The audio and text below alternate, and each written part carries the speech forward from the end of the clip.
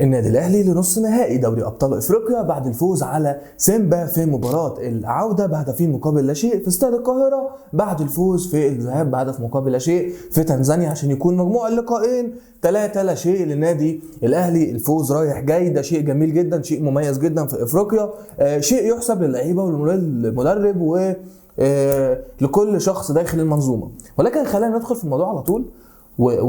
هو ايه اللي في دماغ كولر؟ يعني انا عايز مخلوق او اي شخص يقول لي ايه اللي في دماغ كولر. لو حد فعلا يعرف ايه اللي في دماغ كولر انا مستعد ادفع اي حاجه عشان اعرف هو كولر بيفكر ازاي. طب هو كولر عايز ايه؟ طب يعني انت نزلت بتشكيل سيء جدا جدا جدا، طريقه لعب كمان سيئه جدا جدا جدا. الطبيعي ان انا اغير، ان انا اعدل، ان انا ما استناش كتير. عمرو السولية وحش، غيره على الرغم ان هو جاب الهدف اللي سهل الدنيا كلها، بس هو وحش، فكان من الطبيعي ان عمرو السولية يتغير بين الشوطين.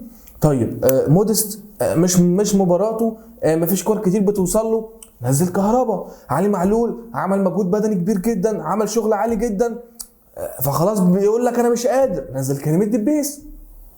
في ايه؟ اللعيبه منهكه، اللعيبه باين عليها حاله الاجهاد. طب نزل كام لاعب من على الدكه عشان انت عندك مباراه ثانيه يوم الاثنين، فانت محتاج اللعيبه دي، وانت معكش اصلا عناصر على الدكه كويسه تعتمد عليها كاساسيين، فانت كده كده خلاص يعني شبه حسمت الموضوع. فنزل بقى حد من على الدكه يظبط الدنيا، ريح لعيبه، اعمل اي حاجه. في الدقيقه 85 ولا 86 على ما كولر افتكر ان في حاجه اسمها تبديلات، ان في حاجه اسمها تغييرات. مش عارف ايه اللي كان بيدور في دماغه، كان حسب الموضوع ازاي، ايه اللي كان بيحسبه كولر، انا مش فاهم. يعني امر غريب جدا.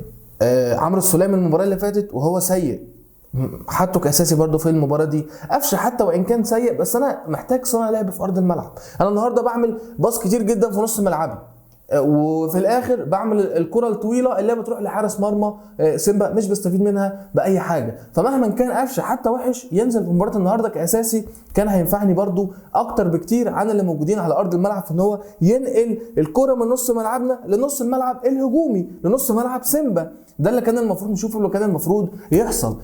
فوزنا النهارده بس الحقيقه بأسوأ أداء على أرض الملعب، بأسوأ طريقة على أرض الملعب، بأسوأ تدخلات فنية على أرض الملعب. كل شيء النهاردة أنا مش مبسوط منه نهائيا، لا في أداء ولا في تدخلات فنية تخليني أكون مبسوط، ولا في أي حاجة خالص. في تدخلاتك كمدير فني الفنيه اللي تخليني اقول برافو، انت يعني في مشكله في ارض الملعب انت عالجتها. طب انت نزلت بتشكيل الاساسي بتاعك في مشكله فانت عالجتها، هقول لك برضو برافو انك في غلط انت عرفت الغلط ده وصلحته، هقول لك برافو. ولكن انك تفضل بنفس الغلط ده، يبقى انت هنا عندك مشكله، يبقى انت هنا في حاجه غلط. كولر النهارده انا شايف ان هو عمل كل حاجه غلط، كانت ممكن النادي الاهلي يدفع ضربتها غالي جدا.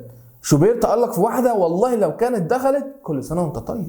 الامور بقى كلها اتلخبطت، انت اصلا مش عارف تسجل هدف تريح بيه نفسك. ففي كورة كده شالها شوبير على كام هجمة بكام روح شوبير بيشيلها، نمسك الخشب يعني ونقول ما شاء الله عليه. دي لو كانت دخلت قول على نفسك يا رحمن يا رحيم. بالاداء اللي انا شفته ده، بالشكل الهزلي اللي انا شفته ده، بتدخلات كولر اللي مش موجودة، كنا هنقول على نفسنا يا رحمن يا رحيم. وحتى وان تدخلات كولر موجوده، فاصلا مفيش اوراق على الدكه. في كهربا، ما انا شايف ان كولر مش عايز اقول حاجه تكون قاسيه، بس كولر ضيع كهربا. يعني كهربا نزل رجله بتخبط في بعضها، وده طبيعي، ده نتاج ان كولر سحب الثقه منه، ان كولر بيقول عليه انت المهاجم الثالث عندي وانت مش عارف ايه، واجي انزله في اخر 10 دقائق بالشكل ده في وجود موديست في ارض الملعب. موديست يلعب 85 دقيقه. طب يا راجل احترم سنه، يعني انتوا سنكم كبير زي بعض، احترم سنه. نزل كهربا بدري شويه وريح الراجل شويه. امر غريب جدا، وتفكير كولر النهارده كان غريب جدا. هو حد يفكر او يجي يقول لي ان انا بهاجم؟ انا مش بهاجم والله، انا بنتقد ان فعلا اللي احنا شفناه النهارده ما اعتقدش هيكون عاجب اي حد بيفهم كوره من جمهور النادي الاهلي. ما اعتقدش ان الاداء بتاع النهارده ده وتدخلات كولر واداره كولر لمباراه النهارده مش هتفرح حد من جمهور النادي الاهلي. شابوه كولر، شابوه الجهاز الفني بالكامل، شابوه اللعيبه، شابوه مجلس الاداره. اداء، ومش هقول اداء، ارقام، وبنكسب وماشيين كويس في افريقيا وبنحطم ارقام والدنيا حلوه والدنيا لذيذه. انا مبسوط بكل ده، بس احنا هنا شغلتنا اننا بنشوف الغلط ونتكلم عليه، بنحاول نوصل لحل ليه. فكولر النهارده هو الكلام كله على كولر. يعني انت بتتكلم هتقول لي اتكلم شويه على ارض الملعب على اللعيبه، هقول لك اللعيبه مالهاش ذنب. انا كل اللي انا شايفه يعني توزيع ادوار غلط، اللعيبه تايهه، اللعيبه مش عارفه تعمل ايه في الكوره. انت بتلعب تقريبا ناقص 2 لعيبه. موديست هو كده كده ما كانتش الكوره بتوصل له، عمرو السوليه هو كده كده في حاله سيئه جدا وده باين من مباراه الذهاب، فانت بتلعب ناقص 2 لعيبه، ده بسم الله الرحمن الرحيم. معايا 2 اجنحه، الشحات ورضا سليم، الاثنين مفيش كوره بتوصل لهم، فالاثنين برضو مش بيعملوا حاجه. رضا سليم على الشمال افضل من اليمين، ده شفناه النهارده. كنت فاكر ان رضا سليم على اليمين هيكون افضل، ولكن هو اتضح ان رضا سليم على الشمال افضل، وخامه مبشره وفتى ذهبي للنادي الاهلي باذن الله، يكون اضافه قويه جدا. والشحات بنتمنى له السلامه ان شاء الله، خد خبطه قويه جدا في اخر المباراه. مروان عطيه وكوكا الحقيقه الاثنين باين عليهم الاجهاد، فكان من الطبيعي ان انا ابدا انزل مكانهم اكرم توفيق، وبلاش يعني العب بثلاثه في نص الملعب بعد ما عملت انزل اي حد هجوم دفاع اي حاجه، انزل متولي نفسه واطلع رامي نص الملعب واريح مروان عطيه واريح كوكا شويه. فانا مش فاهم كولر بيعمل ايه.